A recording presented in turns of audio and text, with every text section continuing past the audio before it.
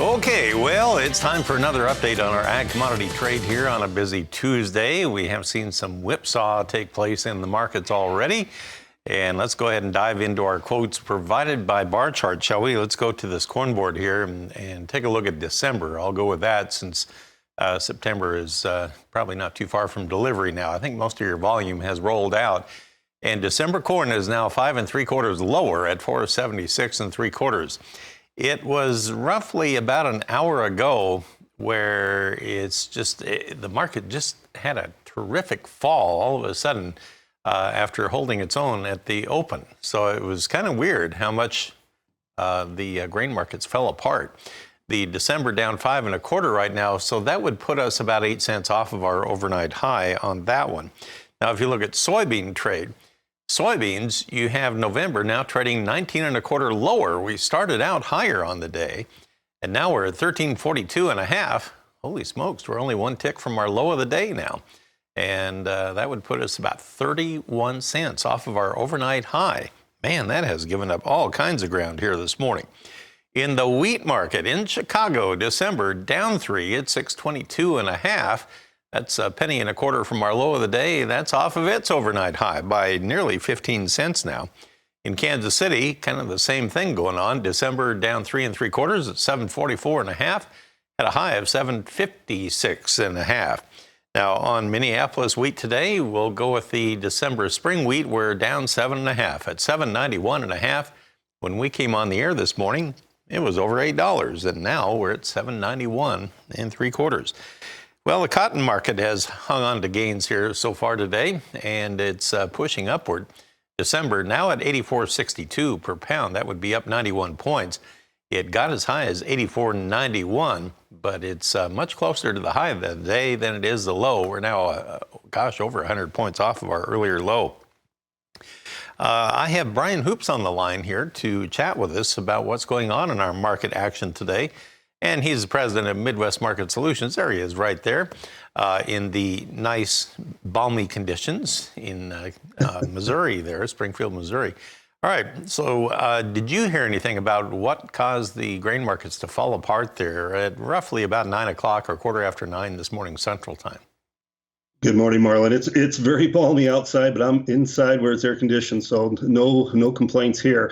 We've seen quite a bit of fun selling coming into these marketplaces. The Pro Farmer Tour that started yesterday, I think, is having an influence on the trade. They found Ohio and South Dakota corn yields much larger than last year, much larger than the 3-year average. And those yields, I think, are starting to be reflected in a negative way for the trade.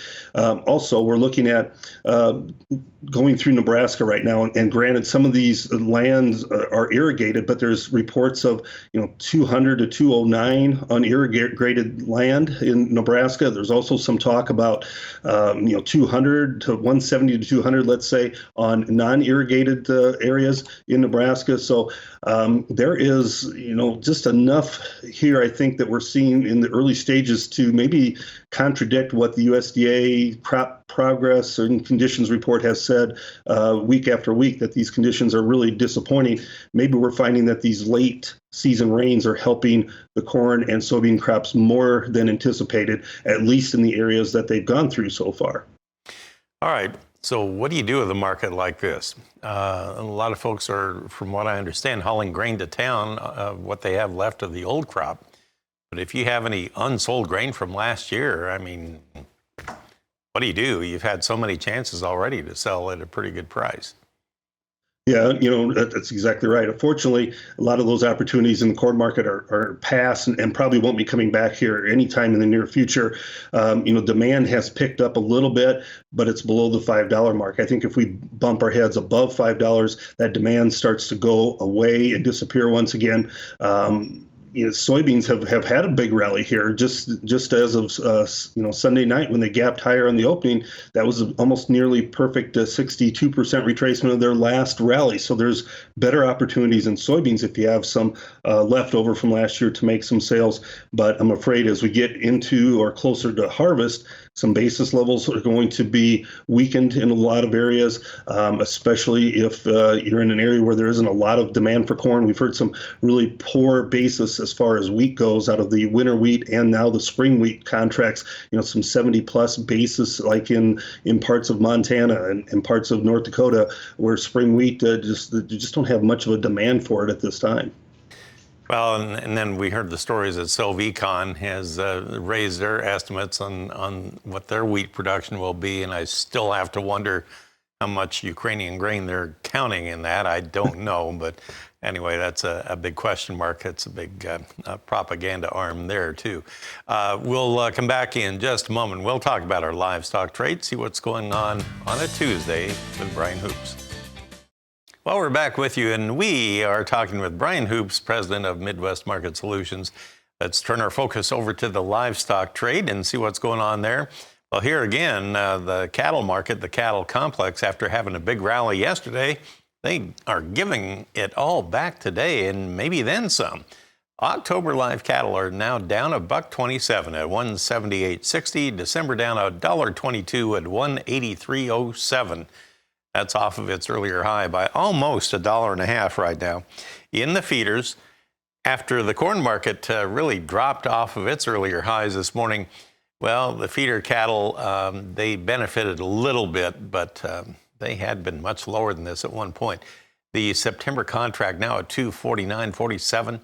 It gained back about $1 from its earlier low, but we're still down 85 cents on the day, even with a sharply lower corn market. October down 90 at 251.75. On the lean hog market today, we currently have, we have the December contract now 40 lower.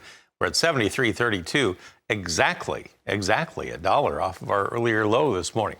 So it's coming back. It did have some triple-digit losses there for a while, not anymore. February now down 47 at 77.55. So maybe the hog market is finally starting to get a little traction. It was spinning its wheels early. Brian, what do you think about that on the lean hogs today? I do need to make a comment about the Nebraska corn. As we were at break, Marlon, I was talking up how good the crop was, 172 to 200 on dry land. On Twitter, I saw a report of 62 bushel an acre corn in south central Nebraska. So I just thought I'd mention that it's not all perfect in that state by any means. A lot of stress is still showing up as they go throughout the day and look at these crop yield numbers. As far as the hog market goes, we're coming off of the lows in here. I think the cattle market is just under some pressure. We've heard some rumors that there is going to be a plant close. We haven't heard why or what's going on there, but if that does happen, it cuts slaughter back considerably, and there's less demand for the cattle. I think that's why we're seeing that big dip in the futures this morning. Is that rumor that came out? We've since stabilized, and maybe you can find out some more information and see if it's going to have much of an impact at all.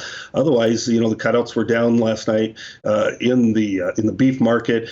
Packers do have their margins back, so we were looking at maybe steady to higher cash trade this week, depending upon that plant and if it's going to be operational or not. All right. Well, Brian, thanks for sharing some time with us today. Great information as always. Brian Hoops of Midwest Market Solutions with us.